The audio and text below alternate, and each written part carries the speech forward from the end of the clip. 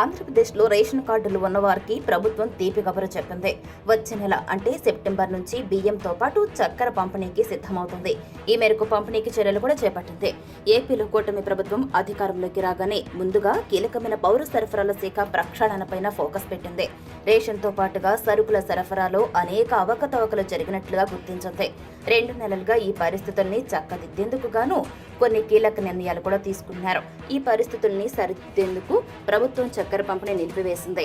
AP ప్రభుత్వం September నుంచి కొత్త ప్యాకింగ్ లో పంచదార పంపిణీకి రంగం సిద్ధం చేసింది.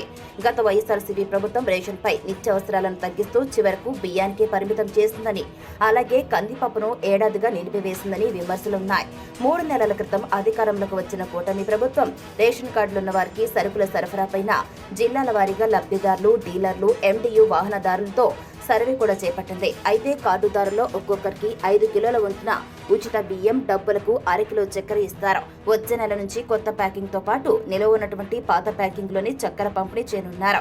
మరొక వైపు కనుక చూసుకుంటే ఏపీ ప్రభుత్వం కొత్త రేషన్ కార్డుల జారీపైన ఫోకస్ పెట్టింది.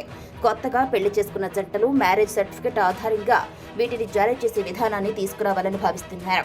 అలాగే మిగిలిన కార్డుల జారీకి సిద్ధమవుతుంది. ఈ మేరకు కసరత్తు చేస్తుంది. ఇక మరోవైపు గనక చూసుకున్నట్లయితే రాష్ట్రంలో రేషన్ పంపిణీ సజావుగా సాగేందుకు వీలుగా షాపుల సంఖ్య పెంచాలని కూడా ప్రభుత్వం నిర్ణయించింది. రాష్ట్రంలో ప్రస్తుతం ఉన్న 29,796 షాపులకు అదనంగా మరో 4,000 ఏర్పాటు చేయనున్నారు. రాష్ట్రంలో ప్రస్తుతం అమల్లో ఉన్న ఎండియు వాహనాల విషయంలో కూడా ప్రభుత్వం నిర్ణయం తీసుకోవాలని భావిస్తుంది.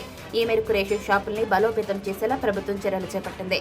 ఎక్కువ మంది కార్డుదారులు ఉన్న ప్రాంతాల్లో రేషన్ షాపులు పెంచాలని నిర్ణయించారు. రాష్ట్రంలో ప్రస్తుతం 1.48 కోట్ల రేషన్ కార్డులున్నాయి. అయితే సగటున ఒక్కో షాపు పరిధిలో 500 రేషన్ కార్డులు వస్తాయి. కొన్ని చోట్ల మాత్రం ఒక్కో షాపు పరిధిలో 1000 నుంచి 1200 వరకు కార్డులున్నాయి. ఇలా ఎక్కువ కార్డులు ఉన్న చోట అదనంగా షాపులు ఏర్పాటు చేయనున్నారు. పట్టణ ప్రాంతాల్లో అయితే ఒక్కో షాపునకు 700, గ్రామీణ ప్రాంతాల్లో అయితే 750 కార్డులు మించకుండా ప్లాన్ చేస్తున్నారు. ఈ లెక్కలు బట్టి చూస్తే గనక అదనంగా 4,000 రేషన్ షాపులు ఏర్పాటు చేయాల్సి ఉంటుందని ఓ అంచనా వేస్తున్నారు.